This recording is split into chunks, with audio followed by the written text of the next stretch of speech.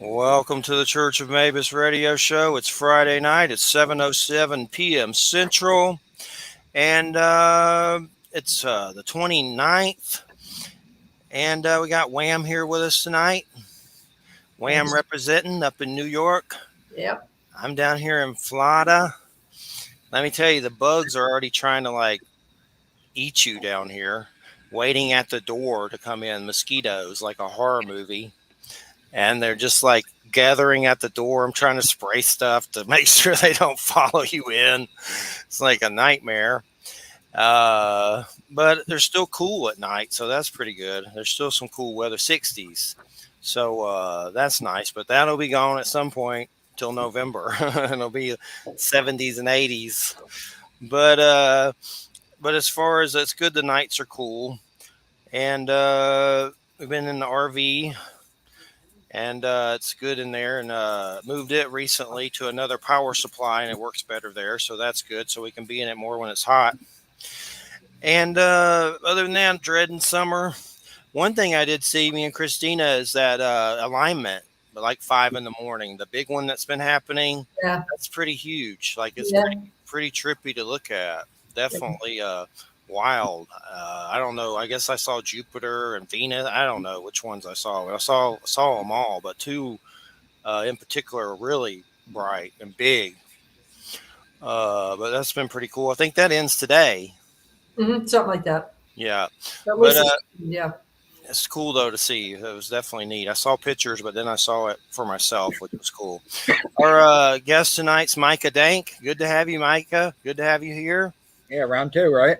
Round two, yeah. The first time we had some tech stuff, and we all know crap happens with tech stuff. So the return, and hopefully all is well. What and Micah, hidden codes in the Bible, the series Into the Rabbit Hole, and book Beneath the Veil. And good to have you here. If you could give us a little bit of a background about yourself before we start your presentation. Sure. So I'm an author, and what I do is I take maybe 40 different esoteric sciences, fringe science, fringe medicine, hidden conspiracies, uh, forbidden knowledge that not a lot of people know, and I've created an 8-book series about it, possibly a ninth. Six are out so far. The series is called Into the Rabbit Hole. My publicist is currently pitching it to TV producers. What I do is I decode ancient holy texts with astrology to prove that the books are, at least in part, an astrology book.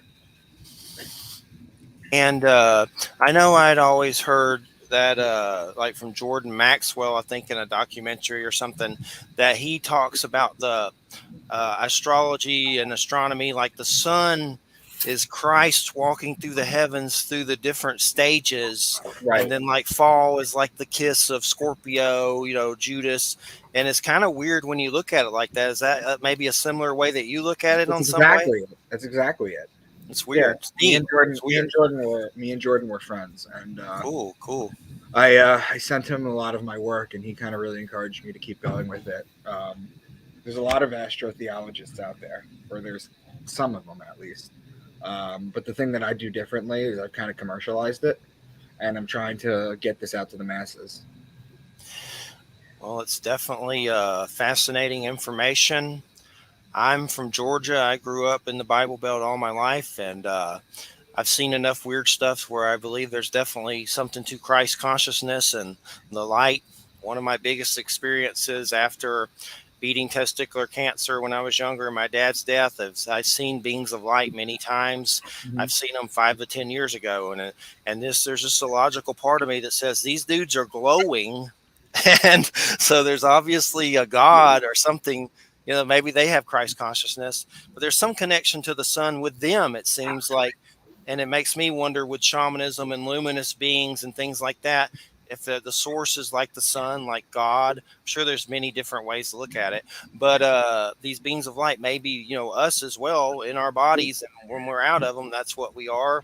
And the weird thing is I've, seen them sober.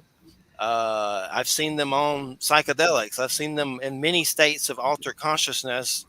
And I'll never forget it. And I've had people draw them. I'd like to get them on video or photo, but I've never managed to be that fast because I'm slow. But Mhm. I would love to one day.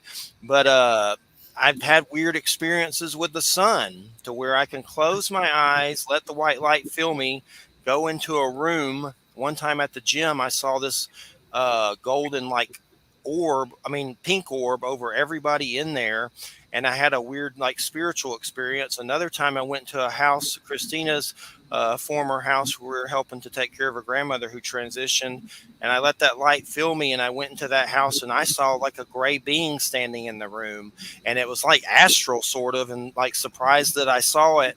But it was the first time I'd ever seen a gray being. I've seen other weird stuff, but I've never like I didn't even know if I was skeptical if they existed because I'd never seen one and heard all the stories like where are these coming from, but I saw one, and she's seen one standing over me at night and weird stuff like that. And I've had friends who have lived with me. He was an atheist. After he lived with me for a while, he was not anymore. He didn't go full Bible roller or anything, but he believed that there was a God because he'd have dreams of them taking me out the window.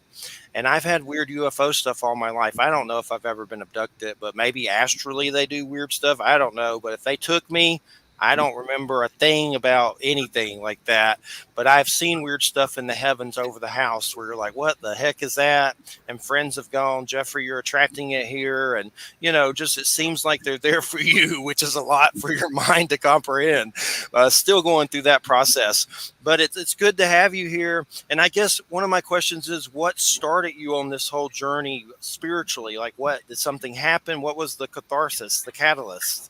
So I'm from Long Island, and that's where I live now too.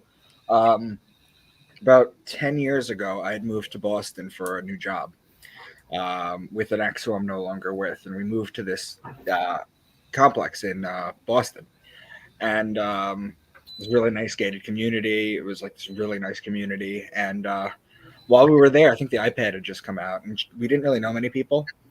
So she spent a lot of time watching TV. I spent a lot of time on the iPad going down rabbit holes, and I came across a Jordan Maxwell video, and he just kind of blew my mind. And then I brought it up to one of my friends, and they sent me a video from Santos Bonocci um, called "Know Thyself" Part Two, and it just blew me away. It was the answer I was looking for, and I've literally been studying it for 10 years and teaching it and decoding since.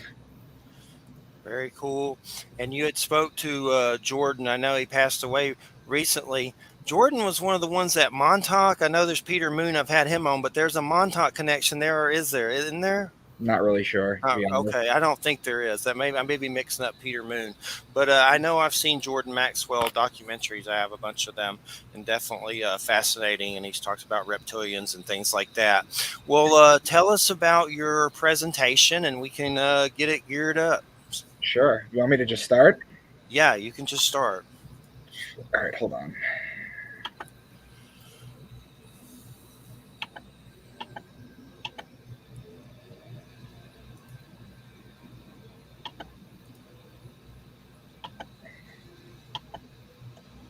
All right, can you see me still? Yep. Yes, but now I'm going to add to stream your presentation.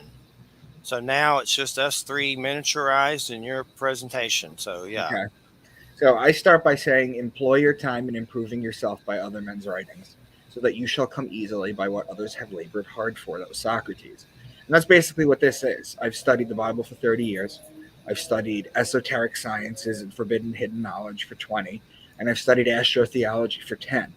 And I've been decoding for as long as I can remember, maybe 8-10 years.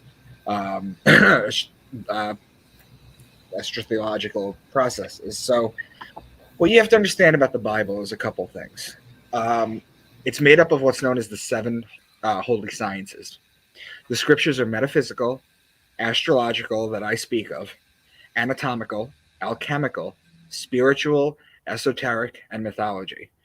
Okay? They are not, however, literal, historical, reality, or original. And we're going to get into all of that. This is the zodiac wheel, as it shows, with Cancer at the top and Capricorn at the bottom. This is how the zodiac wheel should look. Okay? And basically, the zodiac goes back, the astrotheology goes back 40,000 years to something called the Lascaux Caves. The Lascaux Caves are called the Lascaux Caves because they're in Lascaux, France. There's nothing hidden behind the name. It goes back 40,000 years. Here you see an article that says world's oldest cave paintings shown human understood complex astronomy 40,000 years ago. Okay, so basically what happened was these teenagers went into these caves, and they went into the back of the caves, and when they went into the back of the caves, the very back of the caves, they saw something like this.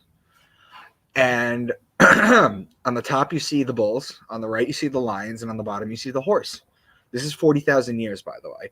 What they did was they realized that the bull was Taurus, that the lion was Leo, and the horse was Sagittarius. It's just missing the guy with the bow and the arrow.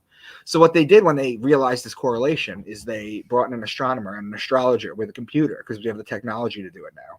And what they did was they rewound the sky back on the computer 40,000 years from where they were located, printed out what they had, they superimposed it on the cave walls, and all the constellations lined up. So they've known for 40,000 years this science, okay? There's questions you can ask in the Bible. How Jesus was able to heal the blind, how he walked on water, how he turned water into wine, why he had 12 disciples, why he was betrayed with a kiss by Judas, why he was dead for 3 days, why is his birthday on December 25th. All this can be explained with astrology, and I'm going to show you that, okay? Where is this? Okay, here we go. Genesis 1:14. Let lights appear in the sky to separate the day from the night. Let them be signs to mark the seasons, days, and years. Okay, and that's what it does. The sun and the moon separate the day and the night, and then the stars mark the seasons, days, and years. So what I'm going to do is I'm going to go through the 12 signs of the zodiac with you, give you some key words that represent each sign, and then we're going to just decode. Okay, so I start with Aquarius, which is represented by the man with the water pitcher. Okay, so there's key words. Okay, Aquarius is the sign of the man, whereas Virgo is the sign of the woman. Okay, so whenever you hear son of man, man, because this is man, baptism, because this is how you baptize someone, the man with the water pitcher, fountain, stream, river, pond, lake, creek, ocean, sea, watery things. They're talking about water bodies. They're talking about Aquarius. The same goes for Pisces. Pisces is the mutable water sign. So all these previous water examples at the bottom that I just explained to you, fountain, stream, river, pond, lake, sea, ocean, that applies for Pisces too. So the first two signs I talk about are water based. Okay. Then the third sign is Aries that I talk about. Aries is the ram. And in Aries, you have March 21st, which is the spring equinox. It's a 12-hour day and a 12-hour night. It's also the Passover. In astrotheology, it's the passing of the sun pass over the equator and back on its way to its height in the summer solstice. In Christianity, the Passover is changed, and it's called the resurrection of God's son. So you have both Passover and Easter in Aries, always. It's always there, and they usually coincide. In Judaism, the Passover is when the angel of death passes over the Egyptian households, and anyone that doesn't have the lamb or the ram, Aries of the ram, the Jews are the people of Aries. Anyone that doesn't have the lamb's blood on the door, their firstborn sons get killed. Okay, so it's 3 separate Passovers, but it basically means the same thing. Then you have Taurus, which is the bull. And when you look at the sky and you see Taurus during the season where it's supposed to be, you know that you need to put the plow on the bull. It's as above, so below. You look at the sky, you see the bull. You know that on Earth you have to put the plow on the bull in order to plant the seed so you can harvest in Virgo and Libra. Now, the ancients used to use a bull for plowing. We have like John Deere equipment now. Okay, but the Bible was written 4,000 years ago. Okay, so basically that's what they had to use. They had to use the plow on the bull. Whenever you hear bull, ox, calf, or cow being the female bull, you're talking about Taurus.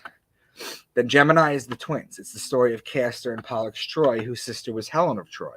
It's the story of Achilles. So whenever you hear twins or brothers, they're talking about Gemini.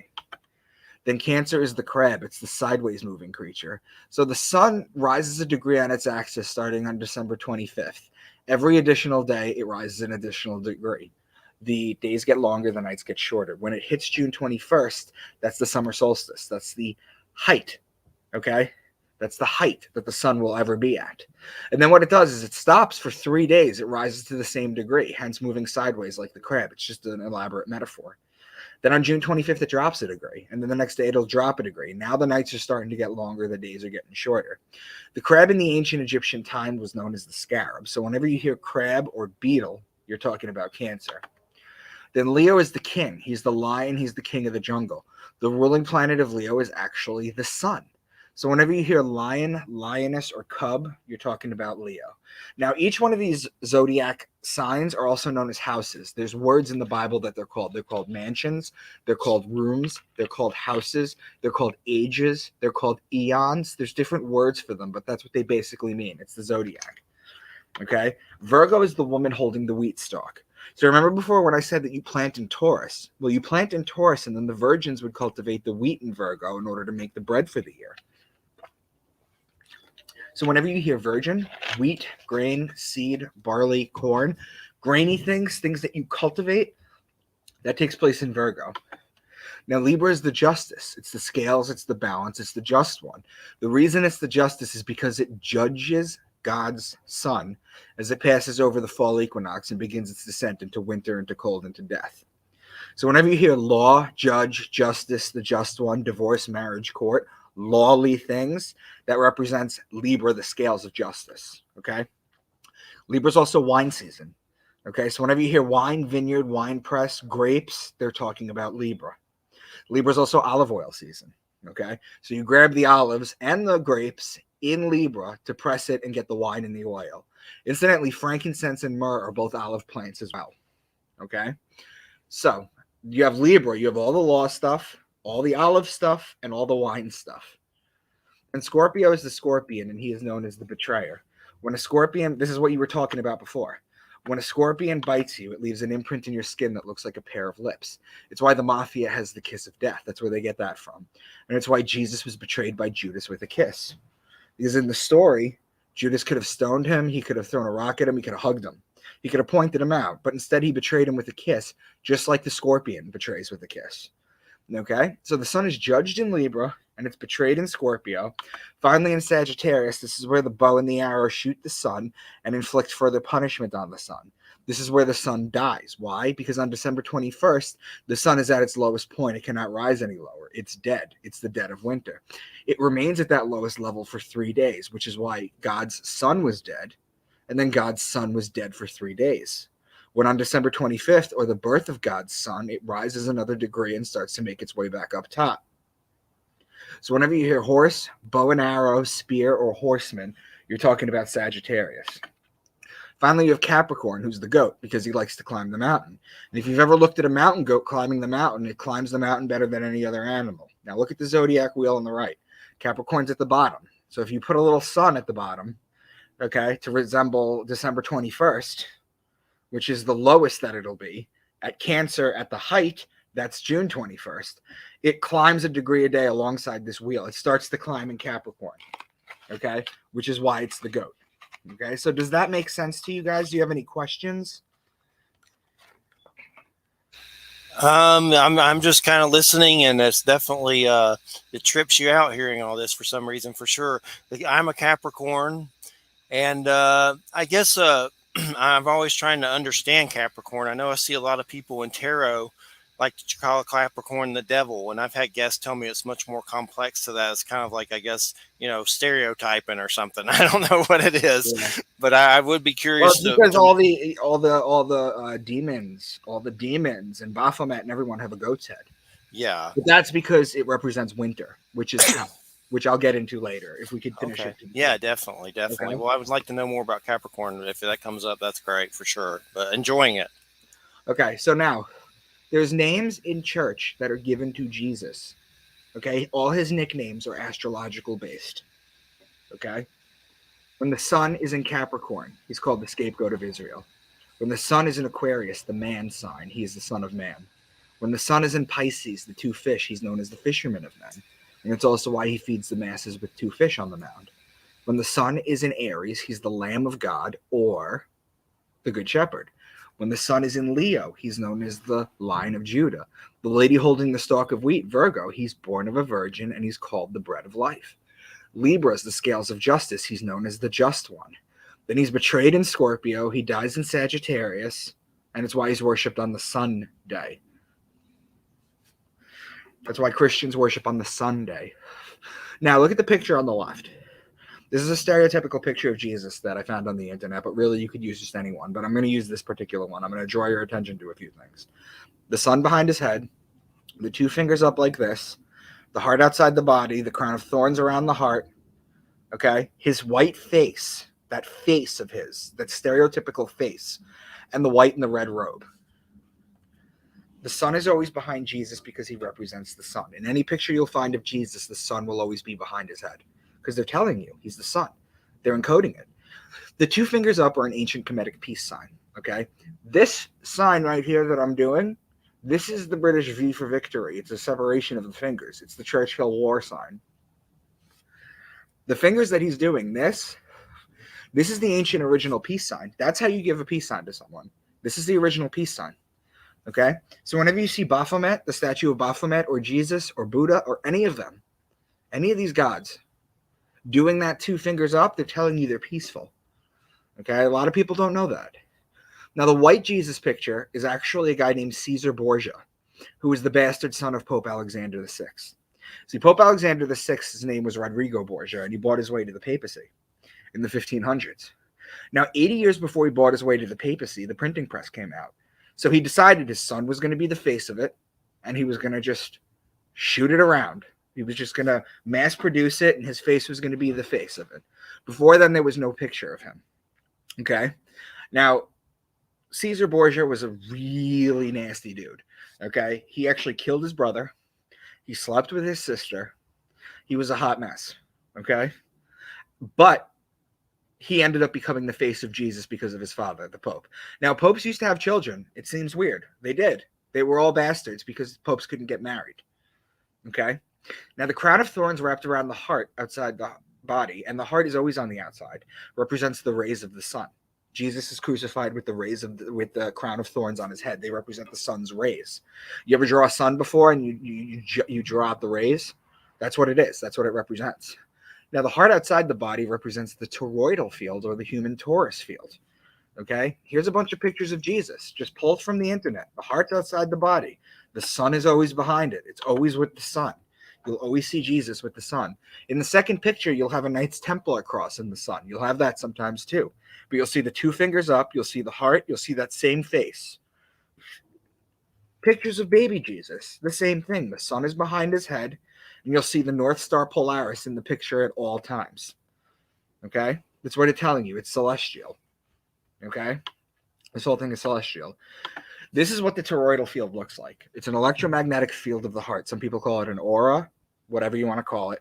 You're the center, okay? And it looks like an apple. You're the center of the apple. You're the core. And it goes around you 6 feet, okay? It juts around you 6 feet, encircles you 6 feet. That's why the elites tried to keep you 6 feet apart during the pandemic, because nobody can give an answer why it was 6 feet. This is why. It's because they didn't want you to basically interact with anyone. When someone comes up behind you, okay, and they break your toroidal field, it looks like this. Okay? So it looks like that when they break your toroidal field. So when someone comes up behind you and you know they're there, you're not psychic. Okay? They just broke a field. That's a measurable field. Now, this is the face left of Jesus. Okay? On the right is a very raw description of Caesar Borgia. Do you see where he gets his features from? I see it, yes. I've been muting just so no sound comes in, but yes, I see it. Yeah. So this is the face. This is Caesar Borgia. This is the face of Jesus. Okay? So now I've given you the keywords. We've gone over the keywords. So let's start applying it. Have you heard of the phrase pride comes before the fall? Yes. Can you explain it to the listeners, please? Pride becomes before the fall, like your ego kind of bask in your own selfish glory before you fall, kind of sort of situation. Exactly what it means. However, in astrotheology, okay, do you know what a group of lions is called? No. It's called a pride. Okay. Okay, so a group of lions is called a pride. Pride is the lion. Lion is Leo. Leo is in July and August. That comes before the fall. Does that make sense? Yes, it does. Okay. Now the second one, in the book of Micah 5:2, my namesake. But you, Bethlehem Ephratah, though you are small among the clans of Judah, out of you will come for me one who will be ruler over Israel, whose origins are from old, from ancient times. However, In Hebrew, Bethlehem is a combination of two words. It's Bet, which means house, and Lechem, which means bread, the house of bread. Well, I told you each zodiac sign is called a house, and which one would be the house of bread? Virgo, the virgin. So what Mike is really saying is, but you, Bethlehem Ephratah, a god will come from you, or a king will come from you. Okay? So from Bethlehem. So what he's saying is the Savior will come from a virgin. Does that make sense? Yes. All right. So the next one is Deuteronomy 32. I'm hopping around because I just want to show, I want to prove that it's in every single book. Okay? This coding is in every single book. So Deuteronomy 32. He gave them honey from the cliffs and olive oil from the rocky ground. He gave his people butter from the herd and milk from the flock. He gave them lambs and goats. They had the best rams from Bashan and the finest wheat. They drank the best wine made from the juice of red grapes. But Jeshurun became fat and kicked like a bull. So out of the words that I've given you, you could pick out a few, right? Yes. So let's go through this. So he gave them honey from the cliffs. In the sign Cancer, there's a group of stars called the beehive cluster. It's an asterism. So that's metaphorically where the honey comes from the beehives. Olive oil is Libra. That's when you crush the olives, as I mentioned. Then he gave his people milk from the flock. Well, milk comes from the Milky Way galaxy. And the Milky Way galaxy has been called the Milky Way galaxy as far back as I know. Okay? Because I've read it. The Egyptian Book of the Dead. Okay? So thousands of years before then. Now, the Milky Way galaxy centers in Sagittarius. So your sign from Cancer to Sagittarius, that's your land of milk and honey. It's not a place on earth. Okay? It's a celestial metaphor. He gave them lambs, which is Aries, and goats, which is Capricorn. That's you. They had the best rams, that's Aries, from Bashan, and the finest wheat being Virgo. They drank the lady with the wheat stalk. They drank the best wine made from the juice of red grapes. That's Libra again. But Jeshurun became fat and kicked like a bull. That's Taurus. Does that make sense? Yes, I see it. So there's 10 signs in this one passage. Now, the Mount of Olives. I'm going to show you how we start decoding things.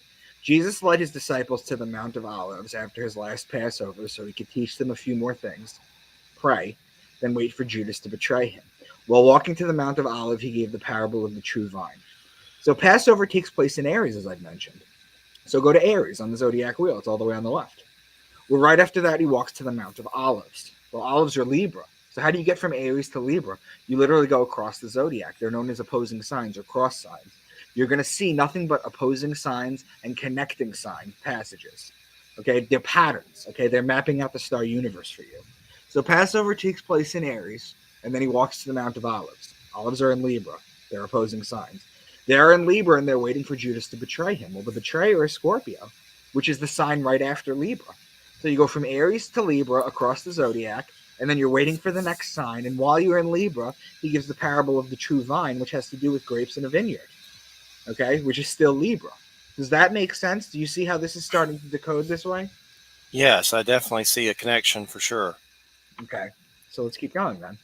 Genesis 1:7, and God made the firmament and divided the waters which were under the firmament from the waters which were above the firmament, that it was so.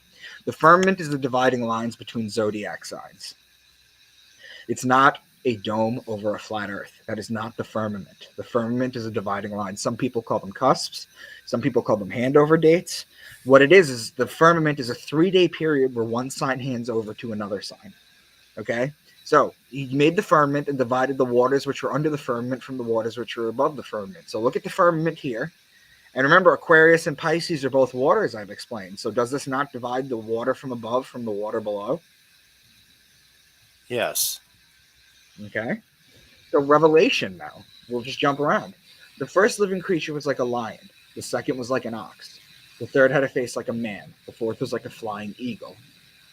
The first living creature was like a lion. That's Leo. The second was like an ox. That's Taurus.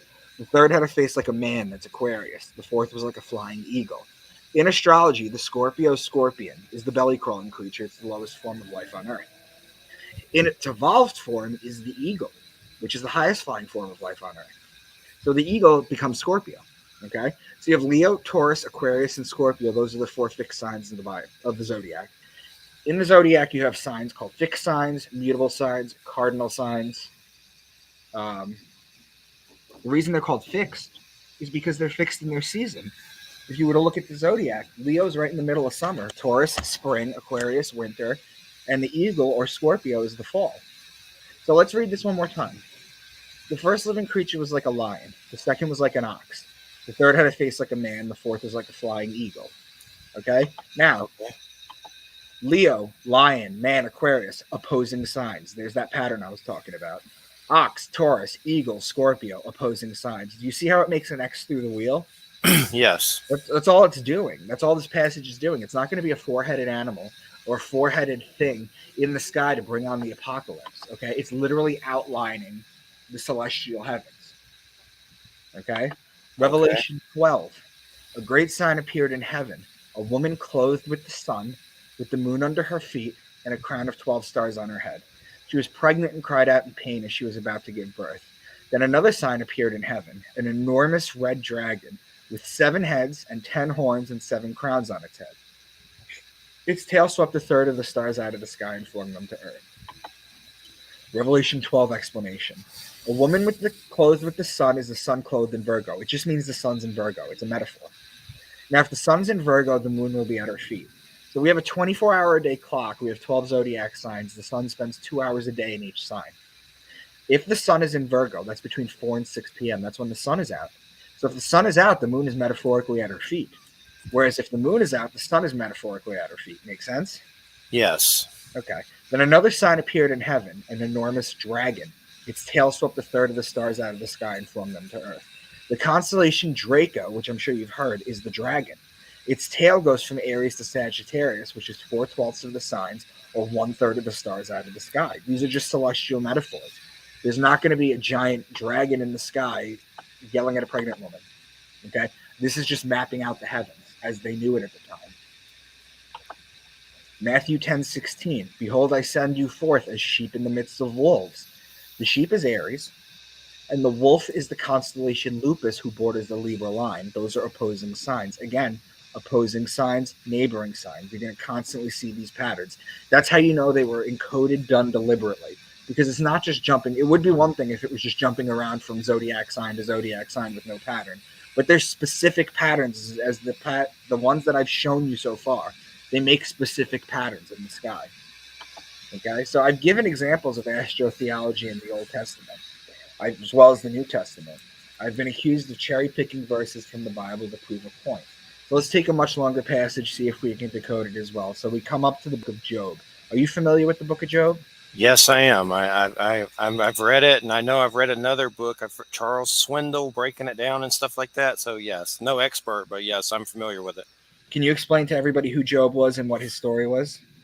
Job was in the Bible, and of course he was kind of tested by Satan, and he went through a lot of ordeals, and his own family cursed him, and he had a lot of loss and pain and boils, and went through hell, but he stood firm and he restored himself in the end game. Correct. But at one point, is he not sitting on a rock crying out to God and God answers him? Yes. What I'm going to do right now is read you God's answer to him. Now, the first sentence that I read is from the Bible, what God says. The second sentence, or the explanation, is the explanation. Sound good? Yes. Okay, so this is the entire God's answer. Job 38:32. He says, can you lead forth the Mazzaroth? The Mazzaroth literally is the zodiac. His first question to Job is, do you know your zodiac? Mazzaroth over time becomes Mazalot, which survives in Judaism today as Mazel Tov, which means good fortune from the stars. And you know how old Mazel Tov is. You can only imagine how old the word Mazzaroth is. So what is the Lord's challenge to Job? He says, can you bind the chains of the Pleiades? Can you loosen Orion's belt? These are the type of celestial metaphors I've been talking about, but they're out in the open, right? Yes. Can you bring forth the constellation in their seasons, or lead out the bear with its cubs? The constellations are the zodiac above. The bear and its cubs are Ursa Major, the Great Bear, and Ursa Minor, part of the Big Dipper. Then he says, who can tip over the water jars of the heavens? That's Aquarius. That's literally the man with the water pitcher pouring it out. Do you hunt the prey for the lioness and satisfy the hunger for the lions? That's Leo.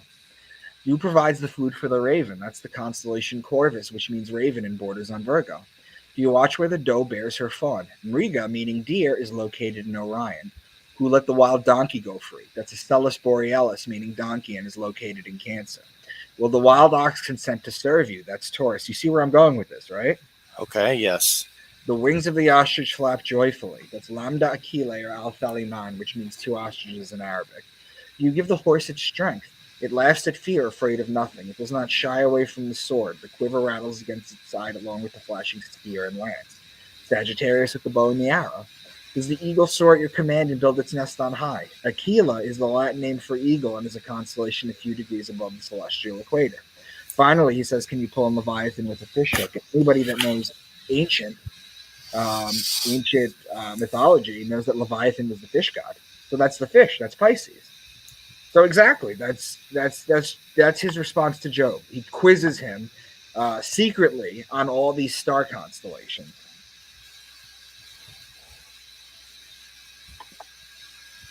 Psalm 104. He sends forth springs in their valleys. The wild donkeys quench their thirst. He causes the grass to grow for the cattle, and wine which makes man's heart glad, so that he may make his face glisten with oil. The high mountains are for the wild goats. He made the moon for the seasons. The sun knows the place of its setting. The young lions roar after their prey. The springs are Aquarius. The wild donkeys are Acellus Borealis, which are in Cancer. The cattle is Taurus the bull. The wine is Libra, the oil is Libra. The wild goats are Capricorn. The moon for the seasons and the sun knows the place of its setting is openly talking about the sun and the moon. The lions roar after their prey are Leo. Now let's just do one more from Psalms. Psalm 147.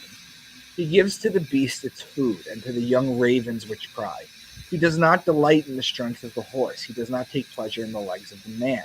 He makes peace in your borders. He satisfies you with the finest of the wheat. He gives snow like wool. The ravens are the constellation Corvus. The horse is Sagittarius. The man is Aquarius. The wheat is Virgo, and the wool from the sheep, or Aries. Okay? Now, the questions that I had asked you at the beginning. Okay?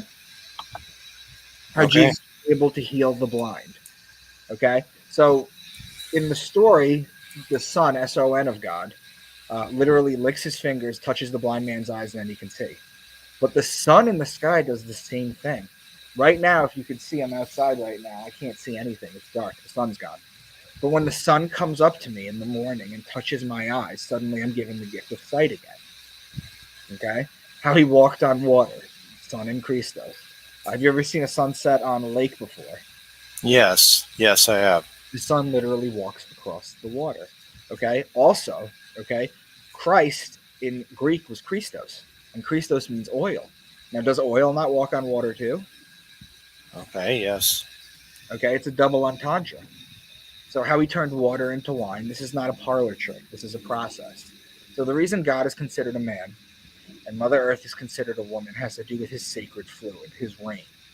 The word in Hebrew is shemen. We get the word semen from it. What happens is God's sacred fluid comes down onto Mother Earth, and then as it rains onto her, the sacred fluid impregnates her, and then food and wildlife, plants, flowers, and all this stuff grow. So what happens is April showers bring May flowers. You plant in Taurus, okay, because that's when Taurus is, April, May.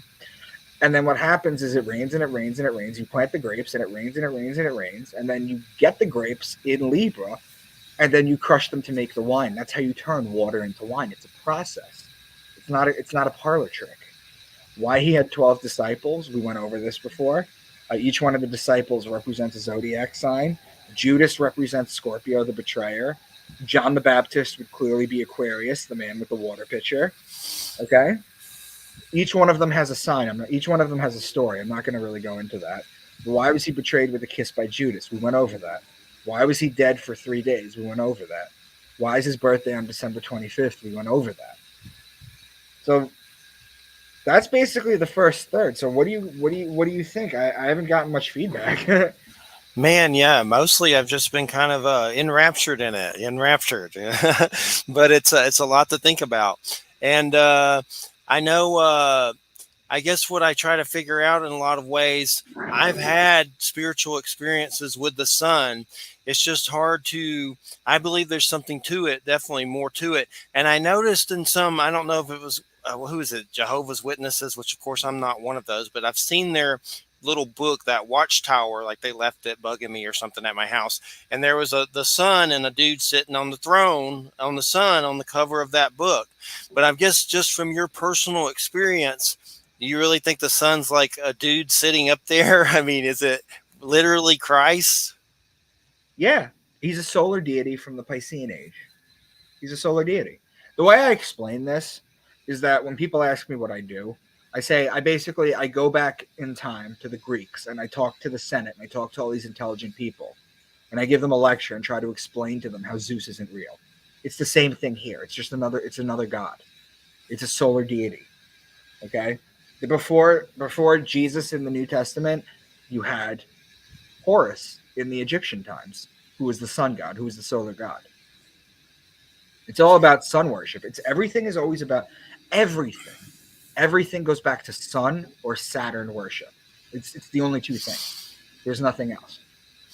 And when it comes to, I know you've talked about December 25th, but a lot of people argue Jesus was born in the spring or whatever. Do you think? Right. Well, they'll tell me, oh, how does he die December 21st in Sagittarius when the Passover was the Last Supper? So didn't he die in Aries?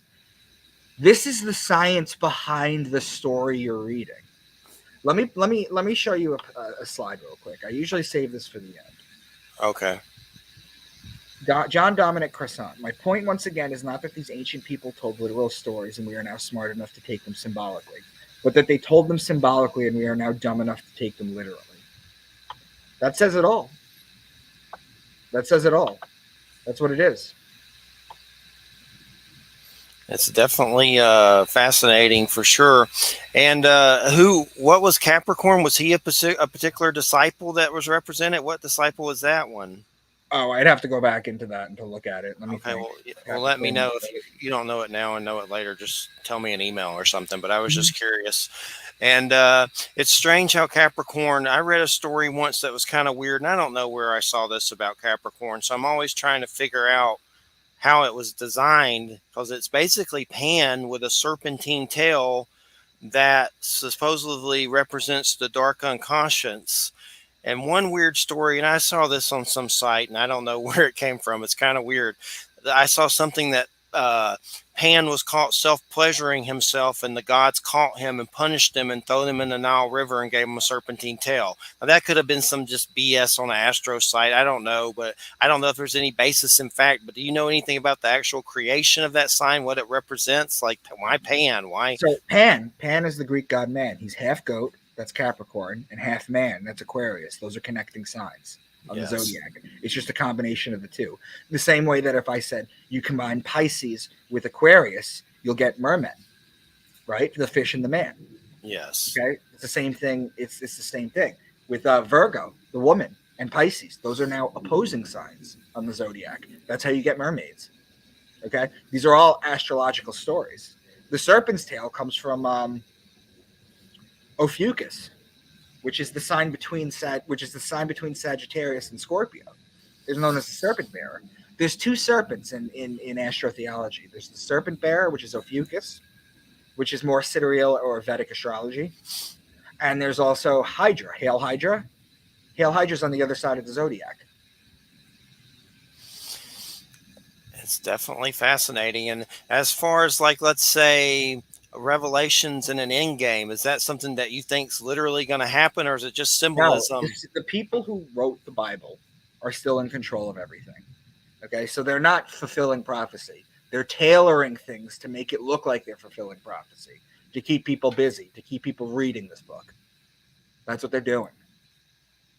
If you knew the ending, you could tailor it any way you wanted.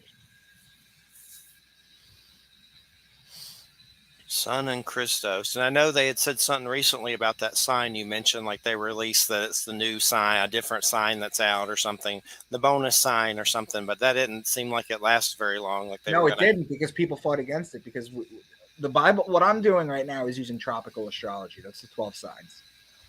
When you add Ophiuchus and you start doing sidereal or Vedic astrology, every sign goes back a sign.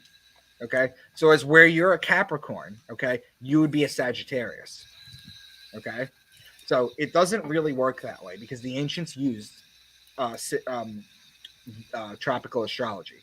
Okay. If you add the 13th sign in, suddenly Scorpio is only 6 days long. Suddenly Virgo is a month and a half long. It throws everything up. These neighboring signs and cross signs, all these patterns that I've just shown you get screwed up. You can no longer make them. Okay. So what's more likely? Okay, that these patterns exist accidentally? All of these patterns? I mean, I barely touched anything. I only talked about maybe 7 or 8 books. Next time I come on, I'll have to do the book of Matthew. Yeah, we we'll can go- definitely, we can go line for line through it, line for line, and I'll show you how it's the same stuff.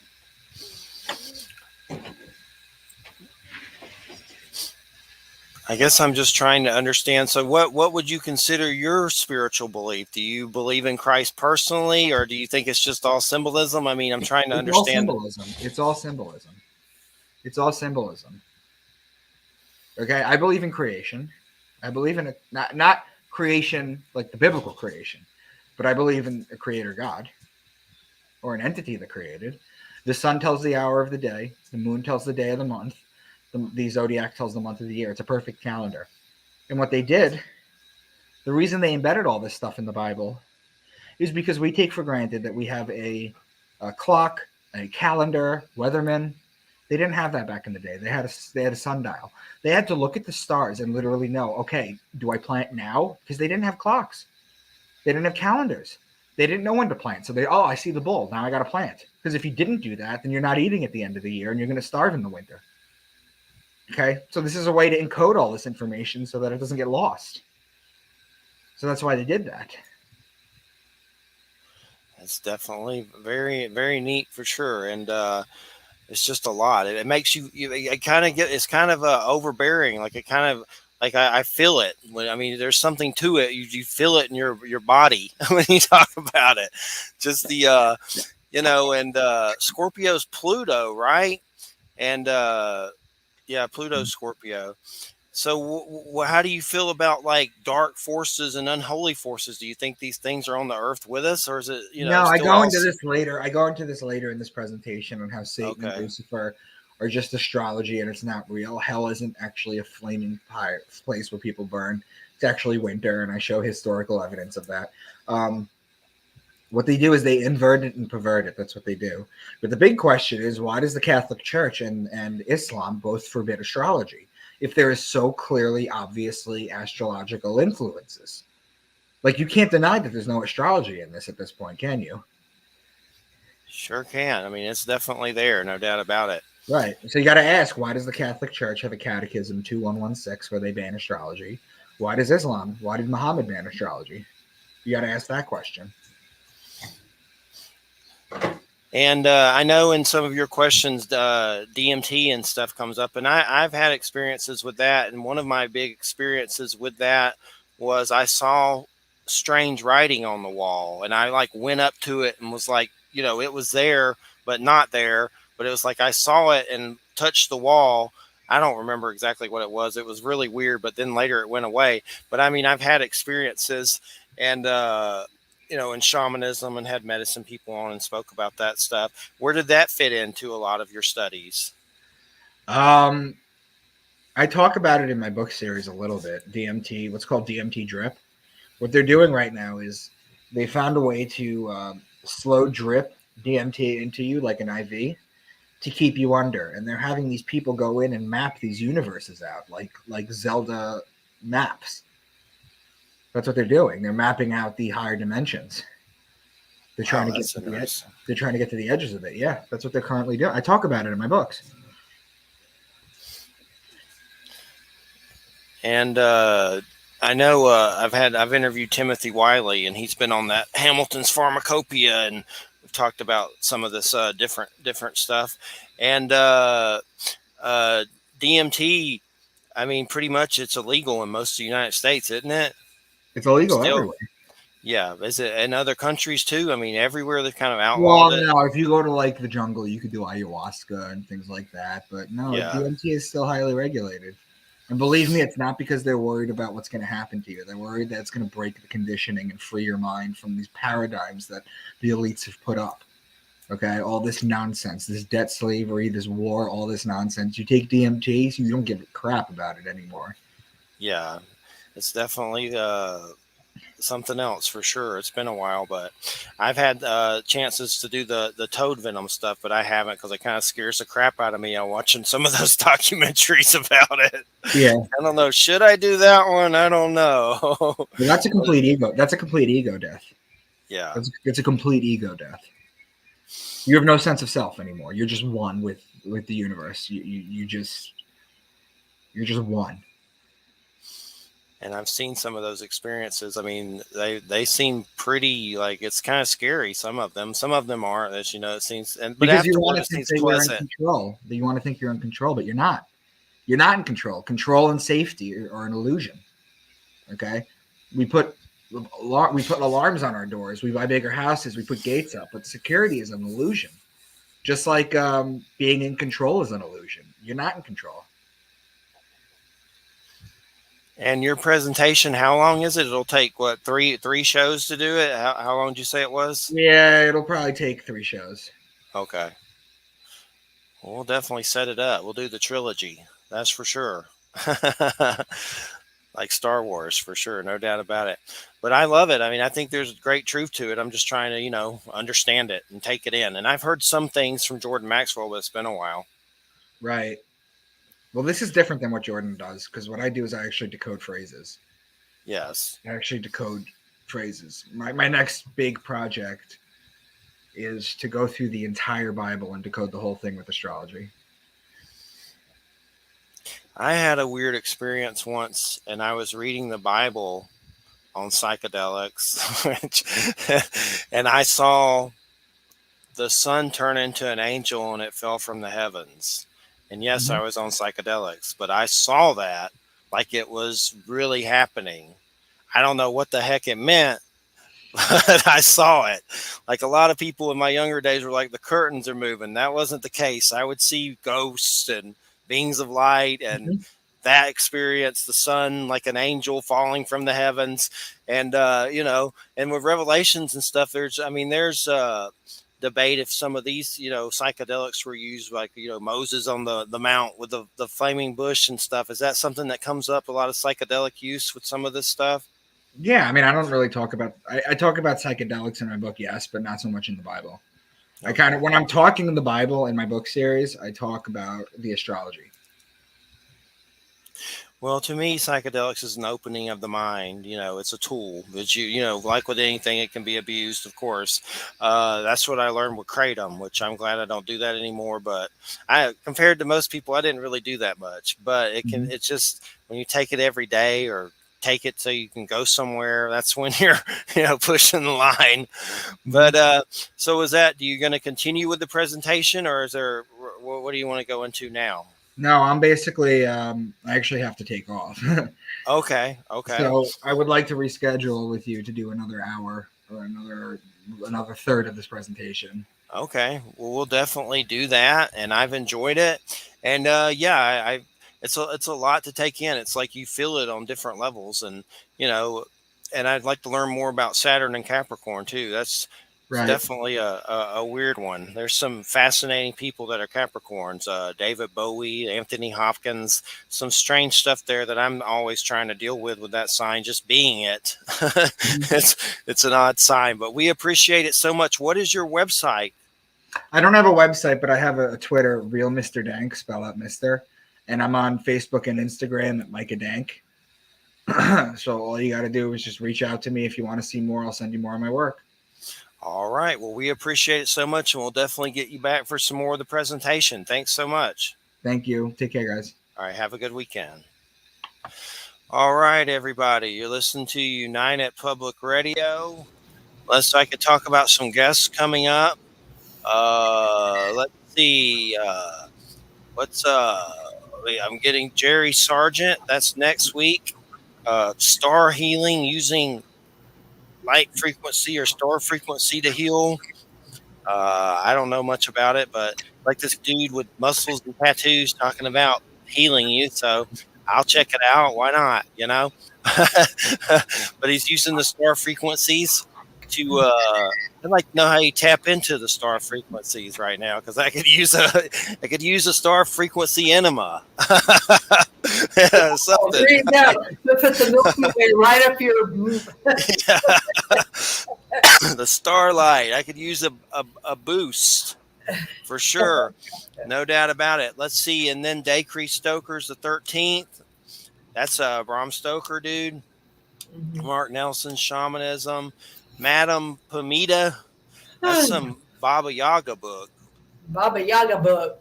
Yeah, that's from Lillowin. Then Daniel Moeller, that's shamanism. Al Going Back, that's native. June 17th, Ra Costado, that's alien stuff. And then June 24th, it's the big one with Jay, Cliff Dunning, the Marijuana Prostate Show. Can't wait for that one. Marijuana prostate? What's that Some about? whole book. God, There's a whole book on it. I don't know. I know about marijuana, but I'm glad that you've got Jay doing that. I don't know if I'm going to be able to do 2 hours of it. Yeah, but that's on something that I even want to know that much about. I don't know anything about it. I'm just trying to make sure my prostate don't get the cancer like my testes did one day. That's the only thing I care about. Other than the other stuff, we'll stick with that. I know about the weed. Yeah. But let's see. We'll get Micah back for some more of that. I've heard some similar things from Jordan Maxwell. But, I mean, he goes into it here a lot more. He says he knows Jordan Maxwell. I know Jordan just passed. But, I mean, there's something to it. What do you think? There's something to it. Can I be blunt? Yes. I don't care. I mean, it's like I've known of this kind of correlative stuff for probably 30 years. And it's not that I think that there's nothing to it. I guess for me, it's like, I mean, anybody who has studied any rabbinic stuff, the way that, especially the Hebrew Bible was put together, like none of this is news, really. The rabbis were talking about this stuff in the Middle Ages. So to me, it's like, of course, it's a coded text. It's the Hebrew Bible in particular. A lot of it is liturgical, which means it's used for ceremony and ritual, and so it's automatically going to kind of be like that just because of that. So for me, it's like, yeah, okay. So what does that mean? That it means it's not literal. Well, we know that too. That's why in the Jewish tradition, there are 4 different levels that you interpret every biblical text by. And there's the plain meaning of the text, and that's the least important, and then at the deepest area, there's this code, this esoteric code. So, Do you think the sun is a dude?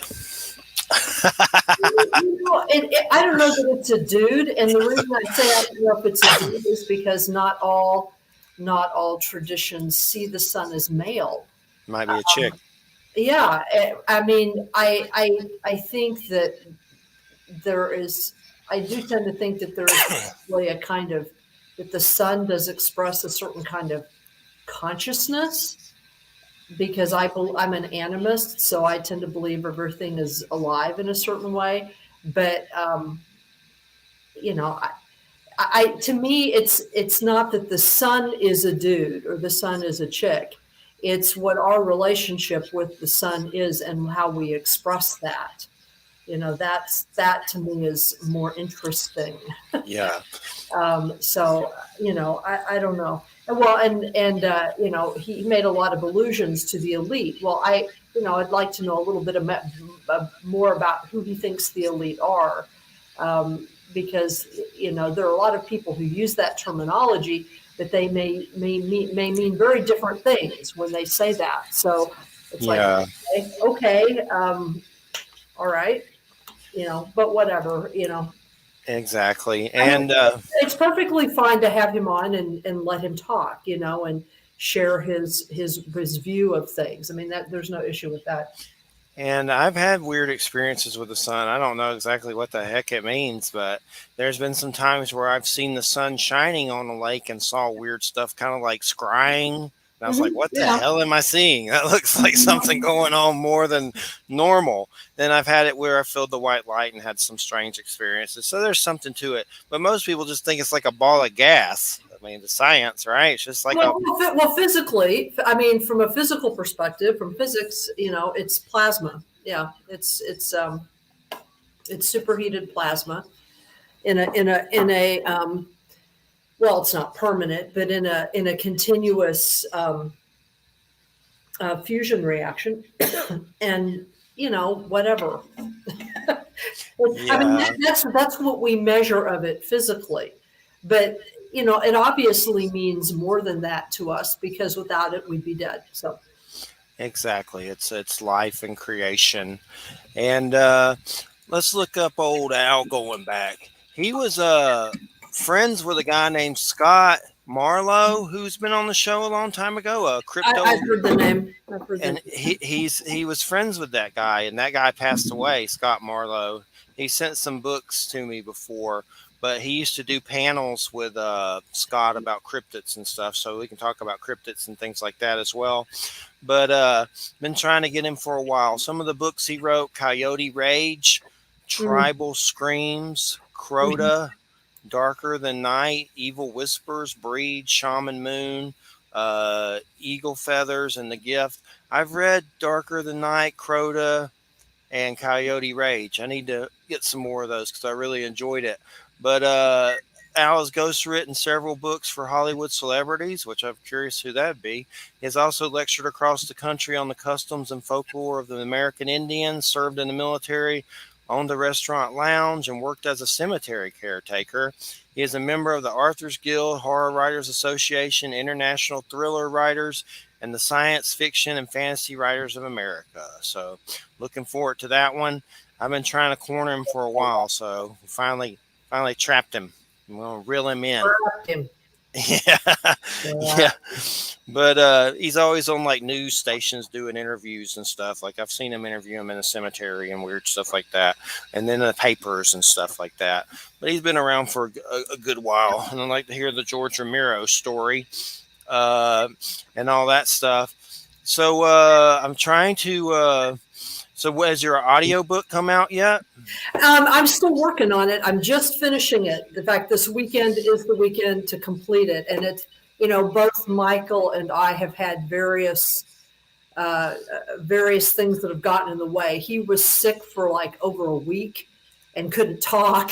And so that put him behind in recording. And then just because of my work and because of taxes and stuff, I haven't been I'm not quite finished reviewing all the chapters. And then I have to do a PDF. I have to finish a PDF that will have that will go with the audiobook that has all the endnotes and the bibliography and all that extra stuff in it. That's the back of the book. And so that's what I'm doing this weekend. So as soon as I get all that stuff done and I okay all of his recordings, then we're good. So I'm anticipating sometime in the middle of next week, probably. Very cool. Have you been working on anything else book wise? Not book wise, no. And part of that has just been because I've been so busy kind of going through a cycle of some of my own personal stuff that I have to sort of get squared away before I can do the next thing, so to speak. But I feel something coming on. So Cool. I got that Peter Levenda other Lovecraft book I needed. So the Starry Wisdom. Yeah, I finally got a hold of that one at a pretty like for $10 or something a while back, but I have all three of those. I just need to start them at some point. But so what do you think about? Oh, go ahead. What were you going to say? I was going to say you'll like them if you start them. and you'll learn a lot too. I mean, Star of Wisdom is a really interesting book, and I'm going to have to go back and reread parts of it, because I think that he's actually doing something there that is rather sophisticated, but I don't know that many people. You have to have a pretty good background in occultism to understand what he's doing, and what he is suggesting there, and it's pretty unusual, and it's pretty revolutionary, really, honestly. I mean, Don Webb would love it. I'm sure Don Webb has read it, but it's very sophisticated. Does it make you think of that Necronomicon book any? Does it kind of like seem like it's more of a connection to that? Like he actually, No, I know he's part of it. Not at all. I mean, I would say that probably the first volume is most like that material. The Lovecraft Code, I would say that is most like that stuff that you find in the Simon's Necronomicon. But it diverges from there. It changes. It goes in different directions from that. I personally don't know how much he was involved with all that. I think that, I'm sure he's not telling us the whole story, because I think he is trying to kind of cover for some people. He's trying to keep some people anonymous. But I think that he did contribute to it, clearly, in some way. I don't know how exactly, but I think he did. Yeah, those books always creep me out for some reason. I don't know. They probably shouldn't, but I don't know. There's just something creepy about them. I think part of it's there's some weird story in the front of it about Son of Sam and UFOs or something weird that kind of just sets this creepiness to it. I don't remember. I'd have to reread it, but I know there's something about that in the intro, like something about. I don't. Have you? Do you have Netflix? Yes. Okay. I don't know if you've. Okay. Have you seen Netflix's thing about the Son of Sam? No, I haven't. You need to watch that, because that is actually a pretty good. It's about Terry Maury, and the book The Ultimate Evil, and it's about his investigations. Terry Maury was the journalist who first made, and Peter Levenda talks about him, was the journalist whose book Ultimate Evil first proposed that Son of Sam was a member of a cult that was connected to the Process Church of the Final Judgment. Okay. And what's interesting about this, it's like a 4-part series, 3 or 4 parts. And what's interesting, and they include conversations. Terry Maury was one of the first people that had he is the only person that David Berkowitz would talk to. Okay. So there are recorded conversations of him and David Berkowitz. He did all of this research into, what he believed was that what Son of Sam was into or got caught in was like a break off of the Process Church of the Final Judgment. But a lot of what they talk about in there is stuff that Peter Levenda talks about in a different way in his Sinister Forces books. So if you're interested in all of that's another really good source. But it's on Netflix. You could just Google like Son of Sam and Maury, Maury, and it'll come up. Wow, you want to hear something weird? What? Timothy Wiley was in that cult, I believe. He's passed now, but he was a dude that was been on the show, and he writes these books about like fallen angels and weird stuff. They were redeemed, and some of them were redeemed and work for humanity now. But one of his big things was he was in, here's something on IMDb. It says Sympathy for the Devil, the true story of the Process Church of the Final Judgment. Mm-hmm. And I guess he was in it. Mm-hmm. And I've interviewed him in like written form on the show. And he was on that Hamilton's Pharmacopoeia. And it was about God, what was it? Some kind of drug he was doing. And on that show, I don't know if you've ever seen it. It's just like this nerdy dude that goes around doing drugs everywhere. And he's like very scientific and smart about it. and he went to Timothy Wiley's house. I don't remember what they did. Maybe it was angel dust or something, or ketamine or something. I don't remember, but it was crazy. But here there's actually it was PCP. Oh, Here I found a YouTube Vice video. If you look up Hamilton's pharmacopody, Timothy Wiley, you can watch it.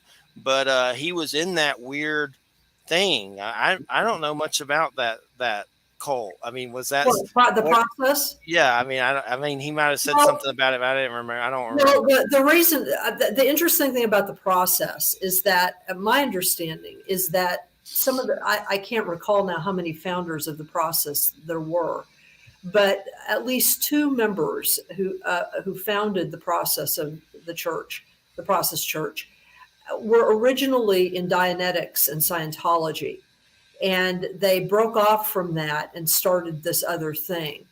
And that's how, apparently, at least according to the Netflix, the information that the investigators came up with, is that what Charles Manson's connection to all this is that he heard, he was in prison and he was exposed to both Scientology and then finally the Process Church while he was in prison, and absorbed some of their principles. It isn't that there was a direct connection between him and Berkowitz, which is what some people assert. There wasn't, but they were both connected to the Process Church through different means. Manson becoming exposed to it in prison, and then Berkowitz was exposed to a breakoff group, which Maury identified as the Children, and that they called themselves that. They were like a group that had been influenced by people who had been influenced by, you know what I mean? It's kind of like, how David Kevorkian, not David Kevorkian, who's that guy? David Koresh. Thank you. David Koresh. David Koresh founded his own group out of the Branch Davidians who had come out of the Seventh-day Adventists. Okay. So in a way, the Children, whatever group David Berkowitz was attached to, was a group that had come out of a group that had been attached to the Process Church. Okay. So it was like two removed, but they had similar ideas. And among those ideas were certain apocalyptic ideas about the necessity for blood sacrifice and murder. And this was not part of the original Process Church, but some of the terminology that they used lent itself to kind of fanatics interpreting it that way. So yeah, that's what I'm trying to figure out. What makes people just be in that and then want to go kill people? Well, I don't.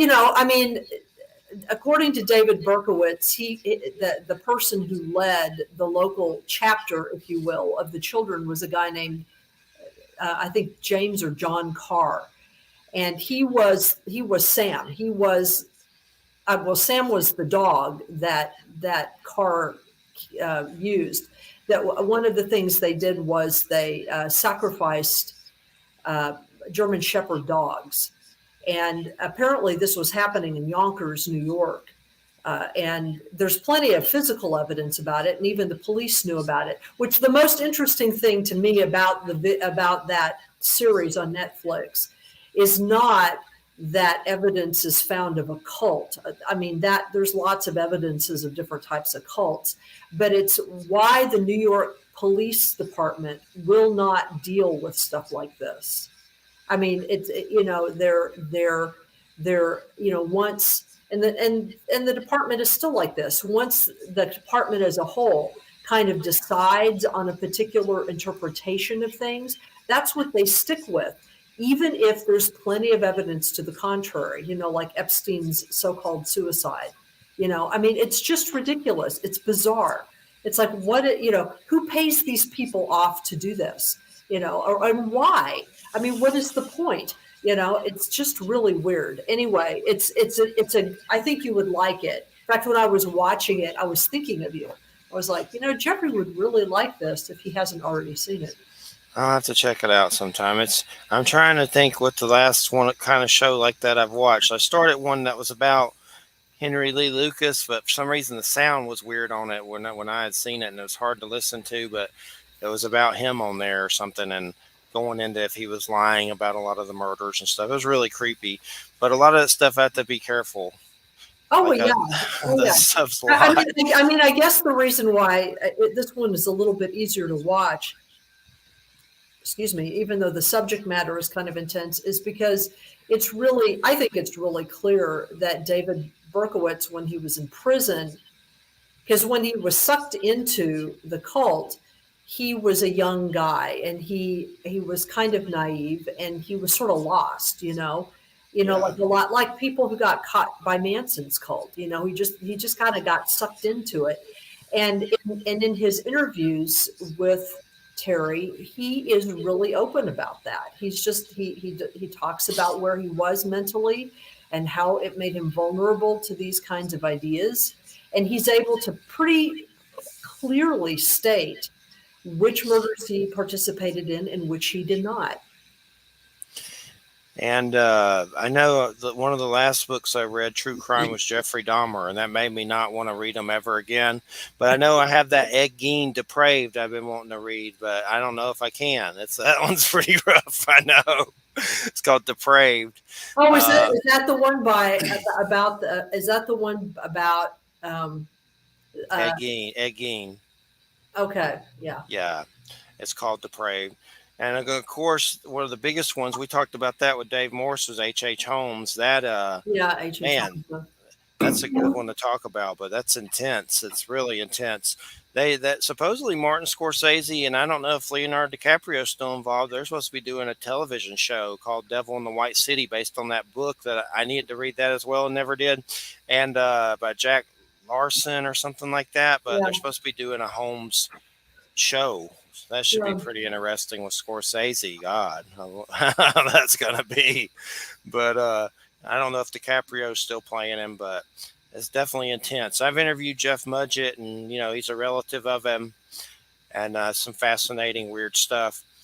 And then, of course, some people think he was Jack the Ripper. I don't know if I believe that, but there is some weird things about it that line up strange in the time periods and stuff, and the years, and some I think train like Holmes's name was found on some ledgers over there and weird stuff. But who knows? I don't have a time machine, but it's definitely fascinating.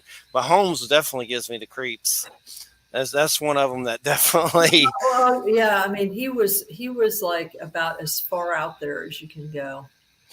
Yeah, his whole thing was just kill people to profit, right? Well, and just to see how many ways he could do it. Yeah, and then he set up that whole building, which just had like crazy stuff in it. Locking people in safes, cyanide gas, and just weird. It was crazy. Yeah. And I know David said something about Holmes claimed that the devil came to him in a mirror or something weird. That's kind of a weird little story. Like he saw it in his face and stuff in the mirror, and he'd go around saying he was the devil and stuff. And of course, there's debate whether if he actually got executed, which I guess he did. I don't know. I don't have a time machine, but definitely fascinating. I've had Jeff on it quite a few times about that subject. And he had that show American Ripper on History Channel, which that was the one that got into the Jack the Ripper stuff, which I think he pissed a lot of people off saying that, probably like all the British people and all that. But I don't know. But there is some weird stuff about it for sure. So has there been any more developments on the Jim thing, or is that ongoing? Oh, that's sort of just ongoing. Yeah, I mean, the latest that my trainer was telling me about is something that happened maybe about 3 weeks ago. On Tuesday night, they have a group class that's called boot camp, which I haven't been able to go to because I've had to teach this semester. I usually go to it when I don't have to teach. But anyway, they were having boot camp, and it's in the evening. It's about maybe 5:45 in the evening. And they had several people there. They had like maybe 5 or 6 people there. And all of the people there, and it was cold outside, so it was closed up. You know what I mean? You know, they do have windows there that can open, big sliding glass windows. But so I'm just saying this because nothing could have come in from outside. Okay. So it was closed up, and all of a sudden, everybody simultaneously started smelling cigar smoke. And like nobody smokes cigars in that apartment building. And so it was too late for the shops that are underneath to be open.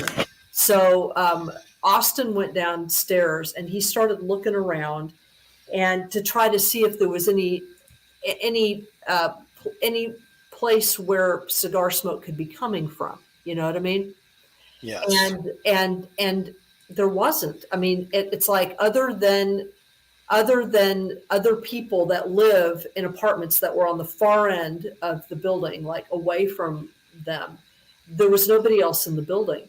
And so, and the cigar smoke just was sudden. It was like, he said it was like somebody was just standing in the room smoking cigars, and it made no sense. And then it just stopped at, like you would, if you were in the room where they were working out and then walked into the hall, it just stopped. It didn't leak out into the hall. It was weird. And all he could conclude was that must have been, one of that, because that is one of the manifestations of one of the principal ghosts that haunts the place, is that wherever it goes, cigar smoke accompanies it. And there was also the room got really, really cold, and everybody sort of felt kind of freaked out. It was just sort of like this wave of freak out, it kind of swept over everybody. And there were like 5 or 6 people in there, so everybody experienced it. It was like a group experience. And there was a book I got recently. It's pretty interesting. I haven't read it yet, but it's one of those kind that you can kind of just flip to a chapter and read if you want to. But It's called Making Contact, Preparing for the New Realities of Extraterrestrial Existence by Alan Steinfeld. Oh, yeah, I know who he is. Yeah, I know exactly who he is.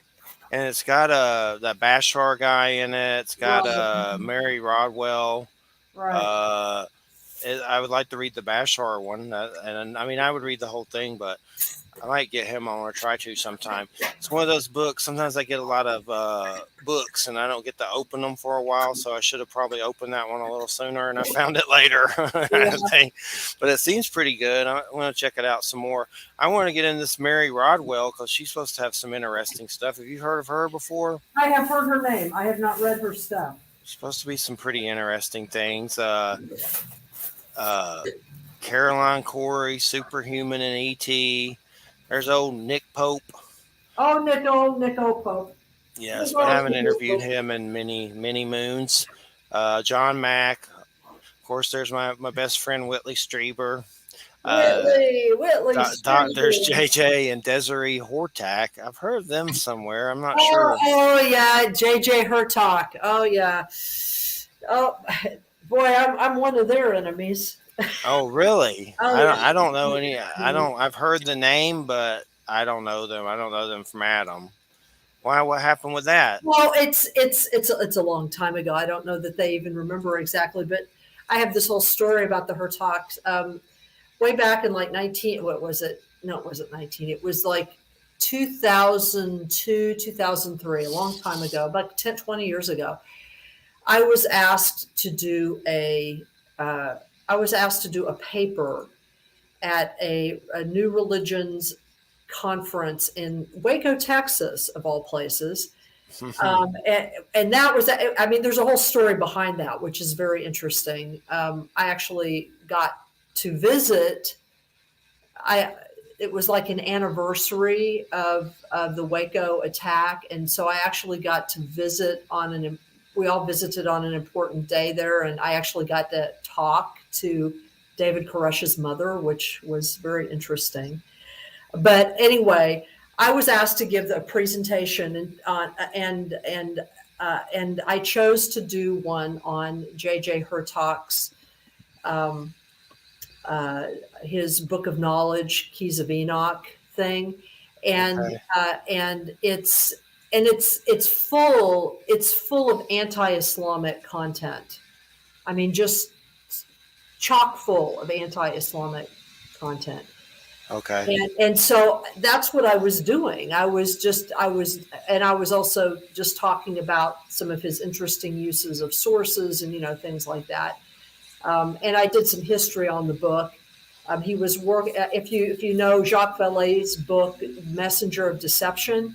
In Yes. Jacques Vallée's book, he records an interview that he gives, or or that he has with J.J. Hurtak before J.J. Hurtak actually published that book.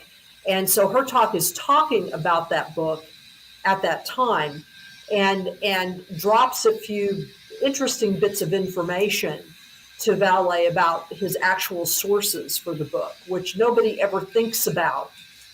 But anyway, so I did all of this.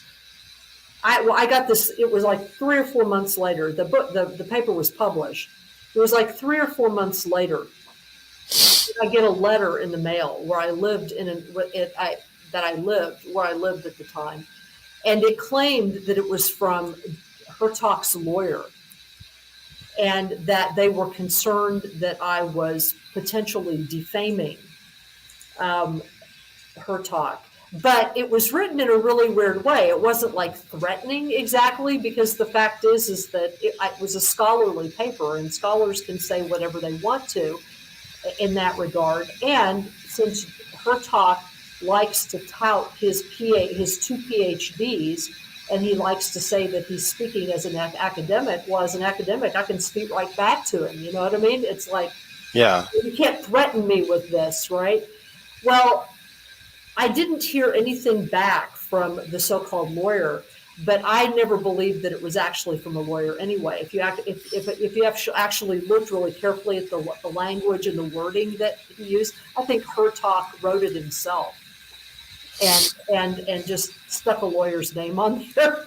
I don't think that a lawyer actually. Oh man. But anyway, as a result of that, Hurtak and his wife personally invited me to a seminar that they were giving in Herndon, Virginia, of all places, where they had just published, or he had just published, his translation of the Pistis Sophia, which is a Gnostic text, in which he tries to give this esoteric reading of it. When I read the Pistis Sophia, I could see that it was rife with plagiarism, just immediately. You know what I mean? It was like I was going, here's the source, here's the source, here's the source, here's the source. It was just bizarre. I mean, he lifts almost verbatim an entire page from one of Jane Roberts' fictional books. Wow. Without attribution. Okay. And so anyway, I went ahead and went to this workshop, or whatever the hell it was. It was like a 6-hour long thing. It was held in the summertime in a Quaker meeting hall, which means we're in Virginia in summer in an unair conditioned place. And let me tell you, I mean, this is a whole story. I was sitting there, and the entire room was filled with people from the Defense Department. I would say 3/4 to 70% of the people that were in the audience were people from the Pentagon. Wow. They were from the Defense Department, the Pentagon. There was a general there. I could tell by his insignia. It was bizarre. It's like, why are all these people at the Defense Department? Just because Herndon, Virginia is close to the Pentagon, why are all these people from the Pentagon listening to this crazy man? And it was the worst presentation I have ever seen. There was no media presentation. There were no slides. This was before you had all of the fancy, stuff that you could use. Certainly couldn't get on the internet, but at the very least you could have like a slide presentation or something like that. Basically, what he did was he had a helper about 20 minutes or maybe 30 minutes before the presentation. He had a helper go through and tape these big pieces of paper where he had like handwritten all of these notes and covering the walls. It was just like covering the walls like wallpaper. But then he didn't refer to any of it. He didn't even talk about the Pistis Sophia that much. All he did was he sat or stood with his back to the audience. With his back to the audience, without a microphone, and his wife was reading from a notebook in which she was trying to demonstrate how the Book of Knowledge, Keys of Enoch, had fulfilled various biblical prophecies. It was just the most 6 hours of that. It was the most bizarre thing I've ever seen in my life. It was bizarre. I mean, to this day, I'm like, what was that? What was that? I have no idea what that was. Sounds strange. I know one time I got a letter from the Hynek family about something Andy did in a book or something, and they sent it to me like I did it. Oh. And I was like, I think I gave it to Andy or whatever. I don't know what happened, but they never wrote me back. But it was just weird getting it from, the Project Blue Book living descendants of Alan Hynek. It got straightened out, but I don't remember the details of what it was or anything. It was just a weird that is very strange. One of those weird emails. And so what happened with the David Koresh situation and the mother? I saw some series about that David Koresh, and I know there's a lot of creepy things brought up about him with kids but I mean, it kind of, the way they did that series, I forget who played him, but it was pretty good. It was on Paramount or something, but it made you kind of sympathetic for him on some levels. It's just a weird thing, but how did the mother thing come up? Well, first of all,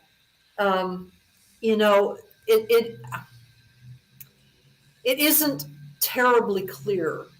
I mean, that was the charge that children were being abused was the reason that was given for Janet Reno at the time, who was the Attorney General of the United States, to make the decision about sending the FBI and all those other people, to the compound. That was the reason that was given. The problem is that there wasn't actually really clear evidence that there had been abuse, or if there had been, what it was, because the state of Texas had already done a pretty thorough investigation of the compound and had concluded that there wasn't any finding there worth charging anybody about. So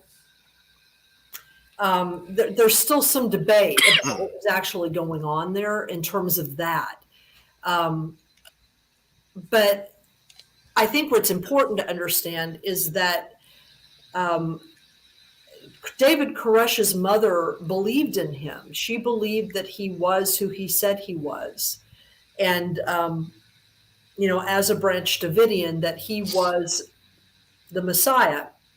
And now how he interpreted that was not that he was Christ, was not that he was supernatural, but he interpreted Messiah in the way that the Hebrew Bible means Messiah or Moshiach, which is someone who's been anointed by God in a special capacity to lead God's children, whoever God's children are, to lead them into a new way of understanding the world, to deliver them in a sense, and to deliver a new message to the world. That's what the Hebrew term Moshiach means. It doesn't refer to a deity. It's not like, he was God on earth. And in fact, when she was talking to me, she was pretty clear about it. Well, we went as part of a religious studies group who were going to talk to the members of the church that had survived and that were coming back to this kind of commemorative event that was happening. And so I actually brought flowers. I brought flowers both for there are a number of graves there on the compound where especially the children that were killed, most of them were buried. And there's even though there are separate graves, there is like a central monument, and so I put some flowers there. I also brought flowers for her because we were told that she was going to be there. But basically, what she just told me about her son, she was a mother talking about her son. And because she lost her son, and she lost a number of grandchildren. She lost most of her family in that conflagration. So for her, it was a very sort of personal, series of events. She wasn't on the compound when it occurred. A lot of David's followers weren't. So, a lot of people just have a misunderstanding of how all of that works, and but that's she mostly just talked about him and what he believed and what he was like when he was a kid, and it was just stuff like that. It was startlingly normal. But was there abuse and stuff? Do we know that there was 100%? We don't. You mean of children? Yeah, or any kind. We don't know. We don't know. And the people who would be best placed to answer that question are dead.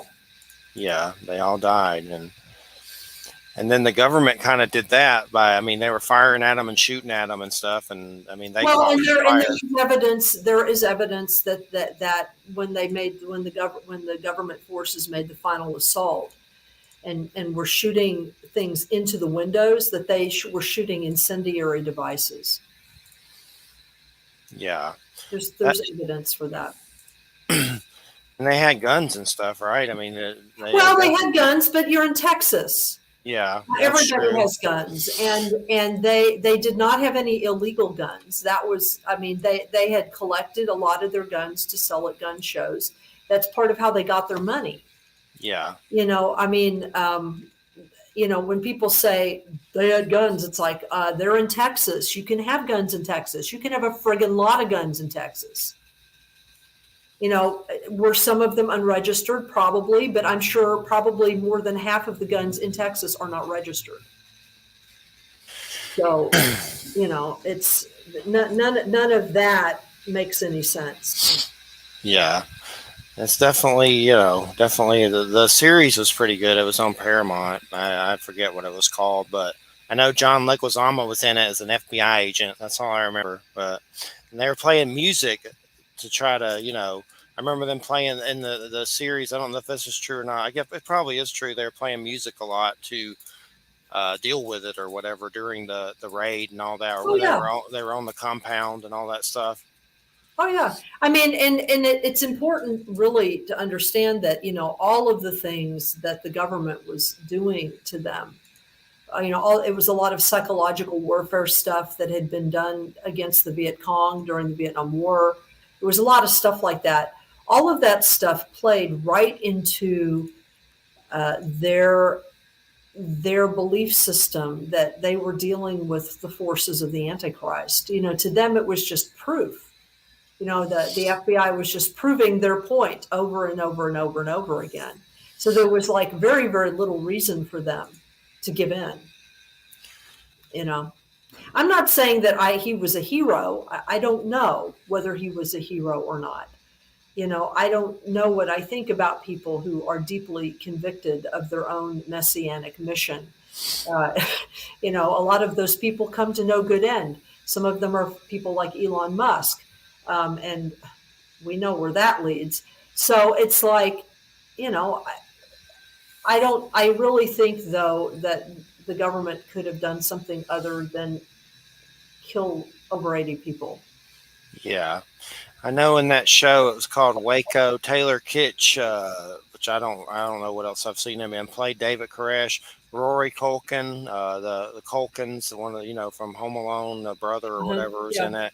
Michael Shannon, I forgot about him. He was in it. He's an FBI or something, I think. Or maybe he was, I don't remember, but I think he was FBI, but it's worth the watch. It's on Paramount. But definitely the cult thing's crazy. There was a good one me and Christina saw on Heaven's Gate on HBO that was pretty weird. I forget the name of it, but it was good. But it got behind the scenes more of all that. Yeah, I yeah. forget. That's another group that Jacques Ballet profiles in Messengers of Deception. He profiles the two leaders of the Heaven's Gate before they become Heaven's Gate, and he predicts that something not good is going to happen there, which is really interesting. If you go back and reread Messengers of Deception, which was published in the late in the middle in mid late 70s 1970s, it's really terrifying how prescient, how prophetic that book is. I know I had a weird Heaven's Gate Hell Bop experience, which I don't know what the hell happened, but I know I was on psychedelics. I remember sitting Indian style in the driveway watching Hell Bop, and I don't know what this means. It could be illusions from the devil for all I know. But I was watching Hell Bop, and I saw a bunch of lights go towards it, like they were coming, like just going towards it. I don't know what they were, or if they were beings of light, maybe it was meteors. I don't know what they were, but I didn't even know anything about Heaven's Gate when that happened. And then that night, I went inside my mom's house, and there it was on TV, and that dude was talking. And for some reason, like tears went down my face. I don't know what the hell it meant. I'd never heard of Heaven's Gate in my life. Maybe you saw some Heaven's Gate souls Go to the comet. That's what I think really happened. But I don't know what the hell happened. What the heaven happened. But maybe I was sipping the Kool-Aid that night, and psychically something happened. But I don't give any credence to it. I don't know what the hell happened. But I lost a testicle to testicular cancer back in the day, and let me tell you, I would never do that on purpose. Well, that was the weirdest crap ever. Like, I don't know. That's some crazy for sure. But who's to know? Maybe there was some kind of weird truth to it. Who knows? Maybe they went to meet Lucifer, Lord of Light, and he took them to hell. I don't know. But Hell Bop was really weird. And there was weird stuff about a companion object. And I don't know if that was a hoax. I don't know what it was, Yeah, but I it was on don't know. Artville and all that. They were passing around a picture, and something was behind it. Like, cut off your testes and go meet the aliens, baby. It's gonna be a hot night in the city tonight. But what's so weird? They seemed like all those people were nice, like from the neighbors and stuff, Yeah, like Star Trek, and they yeah, seem weird, but yeah. Well, that's the thing. It's like people are normal until they're not. yeah. You know what I mean? It's like it's just really, I don't know. When it comes to killing folks and cutting off your own stuff, that's where I draw the line. That's Yeah, me too. yeah. No slicing and dicing, thanks. Yeah. No slicing. Got enough problems. Don't want to karmically have a backlash to where you have to come back here in some worse situation. But that one on HBO was pretty interesting if you ever get a chance to see it, which I know you're Amish, don't watch television. Have you watched anything lately besides that? Is that the only thing you've watched in a while, the Son of Sam thing? No, I have been watching some Netflix stuff, and I have been watching Star Trek Discovery and Picard. Cool. So I do have a subscription to Paramount, and because I am a Star Trek nerd. I mean, I have to confess. I mean, some people like Star Wars. I like Star Trek. That's just me. So. Yeah, definitely. Me and Christina were gonna dig up those old Star Trek movies and watch them. I remember seeing those at the drive-in, those old ones. Mm-hmm. I've seen some of Discovery. I'm 2 seasons behind. I saw the first season of Picard. I'll catch up one year, but I hear Q. Is Q in there yet? Don't tell me too much. Yeah. Well, he does. Yeah, he is part of season 2. I definitely love some Q. But I'm not gonna go any further than that. Good. I know Stranger Worlds is coming and some other weird one. Well, I rewatched all 3 seasons of that to kind of remind myself of the trajectory, so that I'm all ready for it. And I know you don't do much gaming, but there is a cool Star Trek game coming out. It looks awesome. Looking forward to that. they've been making Star Trek games on PC, like old ones from like back in the 80s. They're pretty good. I remember playing them when I was younger. But Stranger Worlds, there's some other show coming of Star Trek too that's about like the secret with that Asian lady or something. I forget. Oh But yeah. There's one. Yeah, there's actually I think a couple spin-off stories. There's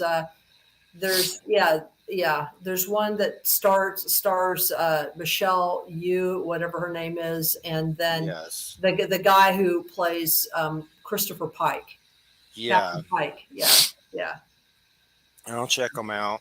I never watched that Yellowstone show on Paramount. I meant to. I've been told it's good, but they did some weird spin-off westerns of that, like 1883 and some Yeah. 666 or something weird that's coming. But I know Billy Bob Thornton and Sam Elliott are in the weird older western one. I'd like to check that out. But I've never seen Yellowstone either. I've been watching Better Call Saul, trying to watch the final season of that. I enjoyed that with Bob Odenkirk.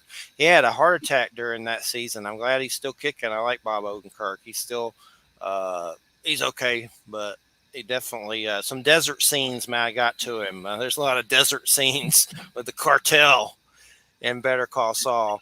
But, well, it was an interesting show, and we'll get him back sometime in next week's Jerry Sargent. And we'll keep on trucking. I know there's some old animated series of Star Trek that are old that are pretty cool. I have those somewhere. It was like a cartoon. It kind of looks like Ralph Bakshi stuff, but I don't think it was. But they like did some animated seasons of old Star Trek. I need to check those out. I bet they're pretty cool. We watched some Dark Shadows. Like I had some greatest hits. Old Barnabas comes into the cafe and messing with the waitress and leaves his cane. Yeah. Good old Barney. And then he was Barney Collins, old in one of them, really old, where he got really old. There's so many of those. Like I have them all. I saw all 1,243 of them. Gosh, where'd you see them at, on streaming or? No, I don't know if you can still do this. I don't know if they're still available. But when I went, back in the day when you could get DVDs from Netflix, I guess you still can get some from Netflix, but they had all of them. Wow! And so I went through all of them, and it took I don't know 3 years or something like that to watch all of them.